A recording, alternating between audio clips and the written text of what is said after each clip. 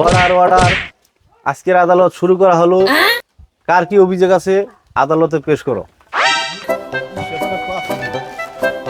মহামান্য আদালত, এই যে আমার মক্কেল গরমের কার্যকাল শেষ হয়ে গেছে গা, আর 2 মাস থাকবো বলে আপনার কাছে আবেদন জানানো হচ্ছে। আবেদনটা গ্রহণ করবেন বলে আশা রাখছি। Objection honour. মহামান্য আদালত, আমার মক্কেল ঠান্ডা, উনার জন্য 2-4টা কথা কওয়ার জন্য অনুমতি দেওয়া হোক। Order order. কথা বলার জন্য অনুমতি দেওয়া হলো। আমার মক্কেল ঠান্ডা আজকে 5-6 দিন ধরে রেডি। अच्छा গরম গেলে পরে ওয়ে ঢুকবো, ঠিক আছে। তার মানে ওর ডেট আয় পড়ছে কাজ মাসে আজকে 4 দিন যায়। 4 দিন বিগত হয়ে গেল কিন্তু গরম কোনো মধ্যে শর্ত আছে না, তাই আমার মক্কেলে আপনার কাছে লিখিতভাবে দরখাস্ত দিছে। মহামান্য আদালত, আমি এই গরমকে 2-4টা কথা জিজ্ঞাসা করতে চাই। অনুমতি দেওয়া হলো। শোনো গরম, তোমার একটা কথা জিজ্ঞাসা করি। তোমার বিগত 4-5 দিন আগে ডেটটা গেছে গা তোমার যাওয়ার, তুমি আজ অব্দি যাও নাই কেন? কি এর জন্য যাও না?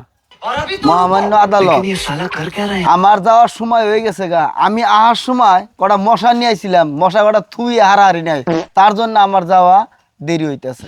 ঠিক আছে, তুমি বুঝলাম মশা নিয়ে আইছিলে, মশা জোগাড় আরো নাই, যাই হারতেছে না।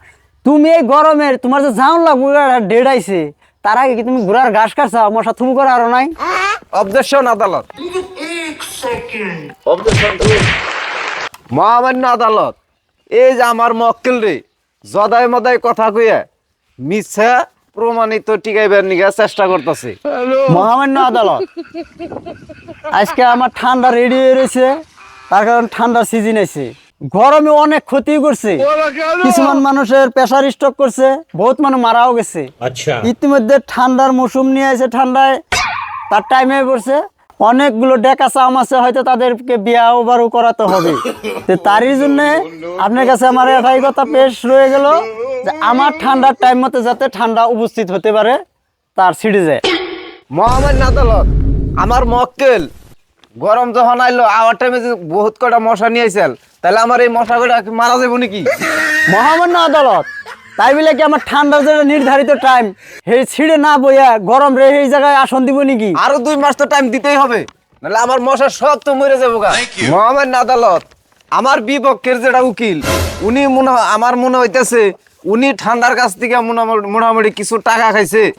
মহামান্য আদালত, আমার বিপক্ষের উকিল উনি যে ধরনের ভাষা কইতেছে, আমার একটা অনুভব হইতেছে এই সদনকে অপমান করা হতেছে। মহামান্য আদালত, এনে কোনো অপমান হইতেছে না।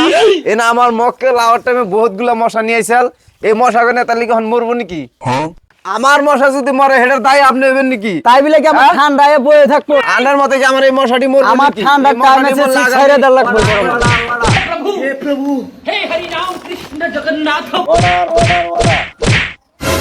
সমস্ত সাক্ষী প্রমাণের ভিত্তিতে এই আদালত সিদ্ধান্ত নেয় যে গরমকে 3 দিনের সময় দেওয়া হলো। তোমার মশা তুমি কিভাবে নিয়ে যাবে এটা আমাদের দেখার বিষয় না। এই 3 দিনের ভিতরে গরমের সিট খালি করে দিয়ে ঠান্ডার আসন গ্রহণ করার জন্য অনুমতি রায় করা হলো।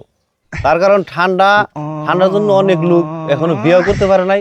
তো আমি নিজেও এখনো বিয়ে করি নাই, তার জন্য আমরা ঠান্ডাকেই আজকের এই সিটটা দেওয়ার জন্য মন্তব্য ঘোষণা করলাম। 1977 ধারায় ঠান্ডায় সিট গ্রহণ করবে। আজকের আদালত মুলতবি করা হলো।